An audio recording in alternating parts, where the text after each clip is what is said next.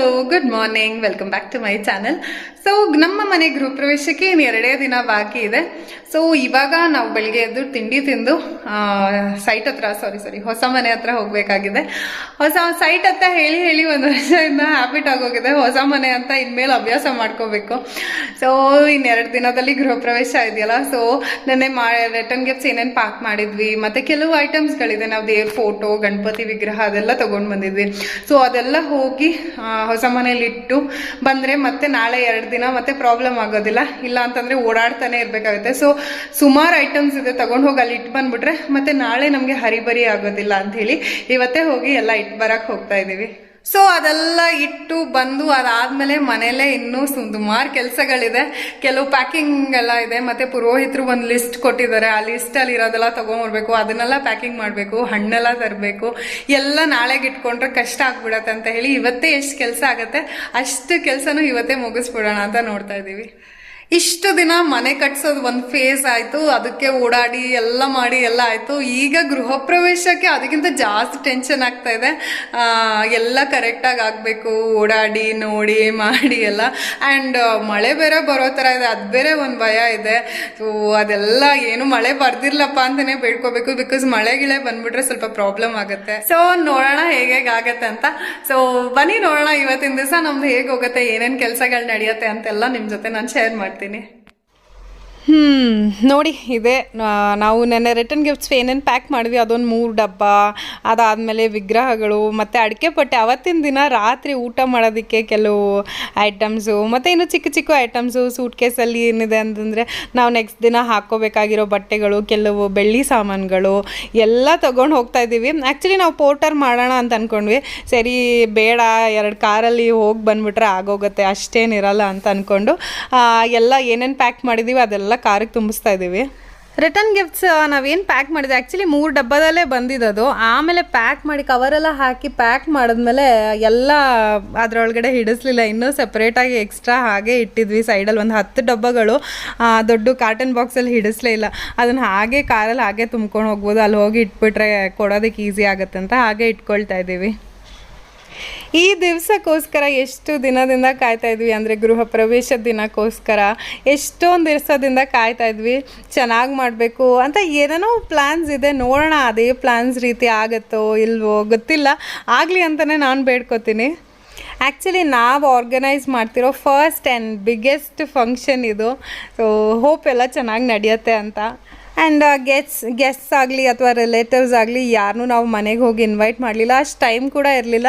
And ಈಗಿನ ಕಾಲದಲ್ಲಿ ಈ ಬ್ಯಾಂಗ್ಳೂರು ಟ್ರಾಫಿಕಲ್ಲಿ ನೀವು ಒಬ್ಬೊಬ್ಬರು ಮನೆಗೂ ಹೋಗಿ ಇನ್ವೈಟ್ ಮಾಡೋದು ತುಂಬಾ ಕಷ್ಟ. ಸೊ ಫೋನಲ್ಲಿ ಇನ್ವೈಟ್ ಮಾಡಿ ಮತ್ತು ಅದಾದಮೇಲೆ ವಾಟ್ಸಾಪಲ್ಲಿ ಇನ್ವೈಟ್ ಕಳಿಸಿದ್ದು. ಸೊ ಎಲ್ಲ close circle, close family members ಆಗಿರೋದ್ರಿಂದ they did not mind. And ಅರ್ಥನೂ ಆಗುತ್ತೆ ಬೆಂಗಳೂರಲ್ಲಿರೋರಿಗೆ ಎಸ್ಪೆಷಲಿ ಮನೆಗೆ ಬಂದು ಕರಿಬೇಕು ಅಂತ. ಈಗಿನ ಕಾಲದಲ್ಲಂತೂ ಅಟ್ಲೀಸ್ಟ್ ಯಾರೂ ಎಕ್ಸ್ಪೆಕ್ಟ್ ಮಾಡೋದಿಲ್ಲ. ಸೊ ವಾಟ್ ಎವರ್ ಎಲ್ಲ ಪ್ರಿಪ್ರೇಷನ್ಸು ಚೆನ್ನಾಗಿ ನಡೀತಾ ಇದೆ, ಅದೇ ಥರ ಹೋದರೆ ಸಾಕು. ಸೊ ಇವಾಗ ನಾವು ದೇವ್ರ ಫೋಟೋ ತೊಗೊಂಡಿದ್ದೀವಿ, ವೆಂಕಟೇಶ್ವರ ದೇವ್ರದ್ದು. ಅದನ್ನು ಪ್ಯಾಕಿಂಗ್, ಅದು ಗ್ಲಾಸ್ ಎಲ್ಲ ಇದೆ ಅಲ್ಲ ಮುಂದೆ, ಒಡೆದು ಹೋಗಬಾರ್ದು ಅಂತ ಹೇಳಿ ನೀಟಾಗಿ ಬೆಡ್ಶೀಟ್ಸ್ ಎಲ್ಲ ಇಟ್ಟು ಪ್ಯಾಕಿಂಗ್ ಕೊಡ್ತಾಯಿದ್ದೀವಿ. ಆ್ಯಂಡ್ ಮೇಯ್ನಾಗಿ ಬೆಡ್ಶೀಟ್ಸು ರಜಾಯಿ ಎಲ್ಲ ತೊಗೊಂಡಿದ್ದೀವಿ, ಬಿಕಾಸ್ ಹಿಂದಿನ ದಿನ ನೈಟು ನಮ್ಮ ಮನೆಯವರೆಲ್ಲ ಅಲ್ಲಿ ಉಳ್ಕೊಳ್ತಾರೆ. ನಾವು ಉಳಿಯೋಂಗಿಲ್ಲ. ಹಿಂದಿನ ದಿನ ರಾತ್ರಿ ನಾವು ಮನೆಗೆ ವಾಪಸ್ ಬಂದು ನೆಕ್ಸ್ಟ್ ಡೇ ಗೃಹ ಪ್ರವೇಶದ ದಿನವೇ ಮನೆ ಒಳಗೆ ಹೋಗಬೇಕು. ಸೊ ಅದಕ್ಕೋಸ್ಕರ ಹೇಳಿ ಮನೆಯವರೆಲ್ಲ ಉಳ್ಕೋತಾರಲ್ಲ, ಅವರಿಗೆ ಮಲ್ಗೋಕ್ಕೆಲ್ಲ ವ್ಯವಸ್ಥೆ ಮಾಡಬೇಕಲ್ಲ ಅಂಥೇಳಿ ಬೆಡ್ಶೀಟ್ಸು ಮತ್ತು ರಜಾಯಿಗಳು ಅದೆಲ್ಲ ತೊಗೊಂಡು ಹೋಗ್ತಾ ಇದ್ದೀವಿ ಮಲ್ಕೊಳ್ಳೋದಕ್ಕೆ ಅಂತ. ಸೊ ಹೊಸ ಮನೆ ರೀಚ್ ಆದ್ವಿ. ಸೊ ನೋಡಿ ನಾನು ಹೇಳಿದ್ನಲ್ಲ ಆವಾಗಲೇ, ಇನ್ನೂ ಸ್ಪೇರ್ ಒಂದು 10 ರಿಟರ್ನ್ ಗಿಫ್ಟ್ಸು ಬಾಕ್ಸ್ ಒಳಗಡೆ ಫಿಟ್ ಆಗ್ತಿಲ್ಲ ಅಂತ. ಸೊ ಅದನ್ನು ಫಸ್ಟ್ ತೊಗೊಂಡೋಗಿ ಒಳಗೆ ಇಟ್ಬಿಡೋಣ ಅಂತ ಹೇಳಿ. ಸೊ ನೋಡಿ ವಾಟರ್ ಫಾಲ್ ಕೂಡ ರೆಡಿ ಆಗಿದೆ, ಕ್ಲೀನ್ ಆಗಿದೆ. ಕ್ಲೀನ್ ಮಾಡಿದಾಗ ಸೋಪ್ ಹಾಕ್ಬಿಟ್ಟಿದ್ದಾರೆ, ಅದರಲ್ಲೇ ಸ್ವಲ್ಪ ನೊರೆ ಬರ್ತದೆ, ಬಟ್ ಅದು ಆ್ಯಸ್ ಸರ್ಕ್ಯುಲೇಟ್ ಆಗ್ತಾ ಕ್ಲಿಯರ್ ಆಗೋಗುತ್ತೆ.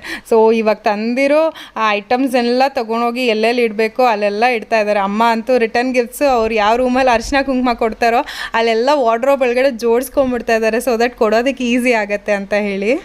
ಅರ್ಶಿನ ಕುಂಕುಮನೆಲ್ಲ ಅಮ್ಮಂಗೆ ಹೇಳ್ಬಿಟ್ಟಿದ್ದೆ ನೀವೇ ಕೊಡಿ ಅಂತ, ಬಿಕಾಸ್ ನನಗೆ ಕೊಡಬೇಕು ಅಂತ ಆಸೆ, ಬಟ್ ಐ ಡೋಂಟ್ ನೋ, ನಾನು ಅಲ್ಲಿ ಬ್ಯುಸಿ ಇರ್ತೀನಿ. ನಾವು ಬಂದಿರೋ ಗೆಸ್ಟ್ ಜೊತೆ ಮಾತಾಡಿಸ್ಕೊಂಡು ಅವ್ರಿಗೆ ಮನೆಯೆಲ್ಲ ತೋರಿಸಿ ಅದೆಲ್ಲ ಮಾಡೋ ಅಷ್ಟರಲ್ಲಿ ನನಗೆ ಮತ್ತೆ ಅವ್ರಿಗೆ ಅರ್ಶಿನ ಕುಂಕುಮ ಕೊಡೋಷ್ಟು ಟೈಮ್ ಇರುತ್ತೋ ಇಲ್ವಾ ಗೊತ್ತಿಲ್ಲ. ಸೊ ಇದ್ದರೆ ನಾನು ಬಂದು ಅರ್ಶಿನ ಕುಂಕುಮ ಕೊಡ್ತೀನಿ, ಇಲ್ಲಾಂದರೆ ನೀವೇ ಕೊಟ್ಬಿಡಿ ಅಂತ ಹೇಳಿ ನಮ್ಮ ಅಮ್ಮಂಗೆ ಹೇಳಿಟ್ಟಿದ್ದೆ. ಸೊ ಅದೆಲ್ಲ ಆದಮೇಲೆ ವೆಂಕಟೇಶ್ವರನ ಫೋಟೋ ತೊಗೊಂಡು ಬಂದು ದೇವ್ರ ಮನೆಯಲ್ಲೇ ಇಟ್ವಿ. ಬಿಕಾಸ್ ಈವ್ನಿಂಗ್ ಕಾರ್ಪೆಂಟ್ರಿಗೆ ಹೇಳಿದ್ದಾರೆ ಅಲ್ಲಿ ಬಂದು ಫಿಕ್ಸ್ ಮಾಡ್ಕೊಳ್ಳೋದಕ್ಕೆ ಕೆಳಗಡೆ ಒಂದು ಪಟ್ಟಿ ಹೊಡಿಬೇಕು. ಬಿಕಾಸ್ ದೊಡ್ಡ ಫೋಟೋ ಅಲ್ವಾ, ಭಾರಕ್ಕೆ ಕೆಳಗೆ ಬರಬಾರ್ದು ಅಂತ ಹೇಳಿ ಒಂದು ವುಡನ್ ಪಟ್ಟಿ ಹೊಡಿಸಿ ಅದಾದಮೇಲೆ ಹೊಡ್ಸೋಣ ಅಂತ ಹೇಳಿ. ಅದಾದಮೇಲೆ ಗಣಪತಿ ತಂದಿದ್ವಿ. ನಾವು ಇದನ್ನು ಫಾಯರ್ ಸ್ಪೇಸಲ್ಲಿ ಸ್ಪೆಷಲಾಗಿ ಗಣಪತಿ ಇಡೋದಕ್ಕಂತಲೇ ಒಂದು ಸ್ಪೇಸ್ ಮಾಡಿಸಿದ್ದೀವಿ.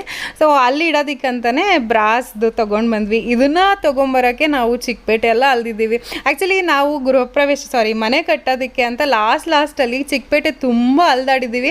ಇಷ್ಟು ದಿನ ನನಗೆ ಚಿಕ್ಕಪೇಟೆ ಬಗ್ಗೆ ಒಂದು ಬೇರೆ ಅಭಿಪ್ರಾಯನೇ ಇತ್ತು. ಬಟ್ ಈಗ ಹೋದರೆ ತುಂಬ ಚೆನ್ನಾಗಿದೆ. ಆ್ಯಕ್ಚುಲಿ ಎಲ್ಲ ಪ್ರಾಡಕ್ಟ್ಸ್ ಎಲ್ಲ ಇದಕ್ಕೂ ಸಪ್ಲೈ ಆಗೋದು ಚಿಕ್ಕಪೇಟೆಯಿಂದನೇ. ಬಟ್ ನಾವು ಅದನ್ನು ಅಲ್ಲ ಲೋಕಲ್ ಪ್ರಾಡಕ್ಟ್ ಸಿಗುತ್ತೆ ಅಂತ ಅಂದ್ಕೊಂಬಿಟ್ಟಿದ್ದೀವಿ. ಆ್ಯಕ್ಚುಲಿ ಜನ ಹೇಳೋದು ಹಾಗೇ, ಅಲ್ಲಿ ಹೋಗಿ ನಾವು ನೋಡಿದಾಗಲೇ ಗೊತ್ತಾಗೋದು. ತುಂಬ ಚೆನ್ನಾಗಿರುತ್ತೆ ಆ್ಯಂಡ್ ನಿಮಗೆ ಸ್ವಲ್ಪ ಇಲ್ಲಿಗಿಂತ ಕಮ್ಮಿ ರೇಟಲ್ಲಿ ವರ್ಕೌಟ್ ಆಗುತ್ತೆ. ಫಾರ್ ಎಕ್ಸಾಂಪಲ್ ಲೈಟ್ಸ್ ಆಗಿರ್ಬೋದು, ಮತ್ತು ಇದು ಹಿತ್ತಾಳೆ ಐಟಮ್ಸ್ ಆಗಿರ್ಬೋದು. ಲೈಟ್ಸು ಅಷ್ಟೇ, ಶ್ಯಾಂಡಿಲಿಯರ್ಸ್ ಎಲ್ಲ ನೀವು ದೊಡ್ಡ ಶೋರೂಮ್ಗಳಿಗೆಲ್ಲ ಹೋದರೆ, ನಾನು ಇವಾಗ ಏನು ಶ್ಯಾಂಡಿಲಿಯರ್ಸ್ ತೊಗೊಂಡಿದ್ದೀನಿ ಅದಕ್ಕೆ ಡಬಲ್ ರೇಟಲ್ಲಿ ಹಾಕ್ತಾರೆ. ಮತ್ತು ಈ ಬ್ರಾಸ್ ಐಟಮು ಅಷ್ಟೇ, ಗಣಪತಿದು ನಾ ತೊಗೊಂಡಿರೋದು 13 kg 14 kg ಇದೆ ಆಲ್ಮೋಸ್ಟು. ಇದು ನನಗೆ 11,000 ರೂಪಾಯಿ ಬಿತ್ತು. ಅದೇ ನೀವು ಇಲ್ಲೆಲ್ಲಾದರೂ ಮಲ್ಲೇಶ್ವರಮಲ್ಲಿ ಆಗಲಿ ಬೇರೆ ಎಲ್ಲಾದರೂ ಈ ತುಂಬ ಮಾಡರ್ನೈಸ್ ಮಾಡಿ ದೊಡ್ಡ ಶೋರೂಮಲ್ಲಿ ಇಟ್ಟಿರ್ತಾರೆ ನೋಡಿ ಈ ಥರ ಗಣಪತಿಗಳು, ಅದೆಲ್ಲ ನಿಮಗೆ 20,000-25,000 ರುಪೀಸ್ ಮೇಲೆ ಹೇಳ್ತಾರೆ. ಸೊ ಆಲ್ಮೋಸ್ಟ್ ನನಗೆ 10,000 ರುಪೀಸ್ ಸೇವ್ ಆಯಿತು. ತುಂಬ ಇಷ್ಟ ಆಯಿತು, ಚೆನ್ನಾಗಿದೆ. ಪುಟಾಣಿದು ನಾವು ನೋಡ್ತಾ ಇದ್ವಿ ಅಷ್ಟೇ ಸಿಕ್ತು. ಅಂದರೆ ನಾವು ಫಾಯರ್ ಸ್ಪೇಸಿಗೆ ಇಷ್ಟ ಅಂತ ಜಾಗ ಬಿಟ್ಟಿದ್ವಿ, ಅಷ್ಟು ಸೈಜ್ಗೆ ಕರೆಕ್ಟಾಗಿ ಸಿಕ್ತು ಗಣಪತಿ. ಮುಖ ಕೂಡ ತುಂಬ ಲಕ್ಷಣವಾಗಿದೆ, ತುಂಬ ಖುಷಿ ಆಯಿತು. ಇದು ಇಷ್ಟು ದಿನ ಓಪನ್ ಮಾಡಿರಲಿಲ್ಲ. ಸರಿ ನಾಳೆ ಹೇಗಿದ್ದರೂ ಅಲ್ಲಿ ಇಡಬೇಕಲ್ಲ ಅಂಥೇಳಿ ದೇವ್ರ ಮನೇಲೆ ಓಪನ್ ಮಾಡಿ ಅಲ್ಲೇ ಇಟ್ಟಿದ್ವಿ. ನಾಳೆ ಎನಿವೇಸ್ ಅಲ್ಲಿಗೆ ಶಿಫ್ಟ್ ಮಾಡ್ಬೋದು ಅಂತ ಹೇಳಿ. ಸೊ ಇದೆಲ್ಲ ತರೋ ಅಷ್ಟರಲ್ಲಿ ನಮಗೆ ಇದು ಆರ್ಡರ್ ಮಾಡಿದ್ದೆ, ಹಾಬ್ ಆರ್ಡರ್ ಮಾಡಿದ್ದೆ. ಅದ್ರದ್ದು ಡೆಲಿವರಿ ಕರೆಕ್ಟ್ ಟೈಮಿಗೆ ಬಂದರು.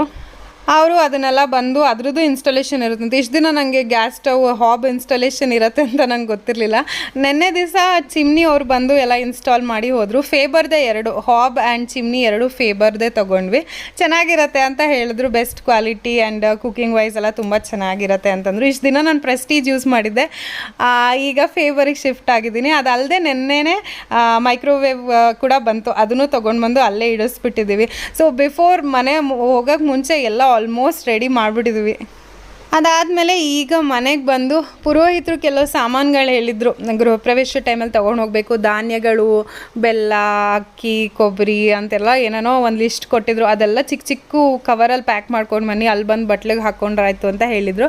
ಸೊ ಅದೆಲ್ಲ ಪ್ಯಾಕ್ ಮಾಡಿ ಇಡ್ತಾಯಿದ್ದೀನಿ. ಆ್ಯಕ್ಚುಲಿ ಇದನ್ನು ನೆನ್ನೆನೇ ಪ್ಯಾಕ್ ಮಾಡಿ ಇಟ್ಬಿಟ್ಟಿದ್ದಿದ್ರೆ ಇವತ್ತು ನಾವು ಹೋಗಿದ್ವಲ್ಲ ಹೊಸ ಮನೆ ಹತ್ರ ಎಲ್ಲ ಸಾಮಾನು ಇಟ್ಟು ಬರೋಕ್ಕೆ, ಆವಾಗಲೇ ಇಟ್ಬಿಟ್ಟು ಬಂದ್ಬಿಡ್ಬೋದಿತ್ತು. ಇದು ಮರ್ತು ಹೋಯಿತು. ಸೊ ಈಗ ಪ್ಯಾಕ್ ಮಾಡಿ ಮತ್ತೆ ಸಂಜೆ ಎನಿವೇಸ್ ಹೋಗಲೇಬೇಕಲ್ಲ ಅಂತ ಹೇಳಿ ಎಲ್ಲ ಪ್ಯಾಕ್ ಮಾಡಿ ಚಿಕ್ಕ ಜಿಪ್ಲಾಕ್ ಕವರ್ಸಲ್ಲಿ ಎಲ್ಲ ಪ್ಯಾಕ್ ಮಾಡಿ ಹಾಗೆ ಇಟ್ಟಿದ್ದೀನಿ. ಒಂದು ಫಂಕ್ಷನ್ ಮಾಡಬೇಕಂದ್ರೆ ಎಷ್ಟೊಂದು ಜವಾಬ್ದಾರಿ ಇರುತ್ತಲ್ವ, ಎಷ್ಟೊಂದು ಕಡೆ ಕಾನ್ಸಂಟ್ರೇಟ್ ಮಾಡಬೇಕಾಗತ್ತೆ, ಎಷ್ಟೊಂದು ವಿಷಯಗಳು ತಲೆಯಲ್ಲಿ ಓಡ್ತಾ ಇರುತ್ತೆ. So it's a big thing. Maybe ನನಗೆ ಫಸ್ಟ್ ಟೈಮ್ ಆಗಿರೋದ್ರಿಂದ ಅಷ್ಟೊಂದು ಅನಿಸ್ತಾ ಇದೆಯೋ ಅಥವಾ ಎಲ್ಲರಿಗೂ ಇದೇ ಥರನೋ ನನಗೆ ಗೊತ್ತಿಲ್ಲ. ಬಟ್ ನನಗೆ ಆ ಥರ ಅನಿಸ್ತಿದ್ದಪ್ಪ, ಎಷ್ಟೊಂದು ಕಡೆ ಕಾನ್ಸಂಟ್ರೇಟ್ ಮಾಡಬೇಕು, ಎಷ್ಟೊಂದು ವಿಷಯ ಬಗ್ಗೆ ಯೋಚನೆ ಮಾಡಬೇಕು ಅಂತ ಅನ್ನಿಸ್ತಾ ಇದೆ. ಸೊ ಅದಾದಮೇಲೆ ಈಗ ಎಲ್ಲ ಪ್ಯಾಕಿಂಗ್ ಎಲ್ಲ ಮುಗೀತು. ಸಮನ್ವಿ ಆಟ ಆಡ್ತಿದ್ದಾಳೆ, ನಮ್ಮಮ್ಮ ಅಡುಗೆ ಮಾಡ್ತಿದ್ದಾರೆ ಸ್ಪೆಷಲ್ ಊಟ. ನಾನೇ ಕೇಳಿದ್ದೆ ಬಿಸಿಬೇಳೆ ಬಾತ್ ಮಾಡಿ, ತುಂಬ ದಿನ ಆಯಿತು ತಿನ್ನಬೇಕು ಅಂತ ಹೇಳಿ. ಸೊ ನಮ್ಮಮ್ಮ ಬಿಸಿಬೇಳೆ ಬಾತು, ಮೊಸರನ್ನ, ಅದ್ರ ಜೊತೆ ಬೂಂದಿ ಅದೆಲ್ಲ ಮಾಡಿದ್ದಾರೆ. ಸೊ ಎಲ್ಲ ಅಡುಗೆ ಎಲ್ಲ ರೆಡಿ ಇದೆ. ಈಗ ಊಟ ಮಾಡಿ ಮತ್ತೆ ಸಮನ್ವಿನ ಮಲಗಿಸಿ ಮತ್ತೆ ನಾನು ಹೊಸ ಮನೆ ಹತ್ರ ಹೋಗಬೇಕು. ಅದೇ ಹೇಳಿದ್ನಲ್ಲ ಲಾಸ್ಟ್ ಮೂಮೆಂಟ್ ಕೆಲವು ಕೆಲಸಗಳು ಬಾಕಿ ಇದೆ ಅಂತ, ಅದನ್ನೆಲ್ಲ ಮುಗಿಸೋದಕ್ಕೆ ಈಗ ಮತ್ತೆ ಹೊಸ ಮನೆ ಹತ್ರ ಬಂದಿದ್ದೀವಿ. ಮಳೆ ಬರೋ ಥರ ಇದೆ. ಇಲ್ಲಿ ಯಾಕೆ ನಾವು ಟಾರ್ಪಲ್ ಕಟ್ಟಿದ್ದೀವಿ ಅಂತಂದರೆ, ಮಳೆ ಬಂದುಬಿಟ್ರೆ ನಾಳೆ ದಿವಸ ಅಲ್ಲಿ ಡೆಕೋರೇಟ್ ಮಾಡೋದಕ್ಕೆ ಹೇಳಿದ್ದೀವಿ ಆ ಗಾರ್ಡನ್ ಏರಿಯಾ. ಆ್ಯಕ್ಚುಲಿ ನಾವು ಶಿಫ್ಟ್ ಆದಮೇಲೆ ಅಲ್ಲಿ ಲಾನ್ ಮಾಡೋ ಪ್ಲ್ಯಾನ್ ಇದೆ.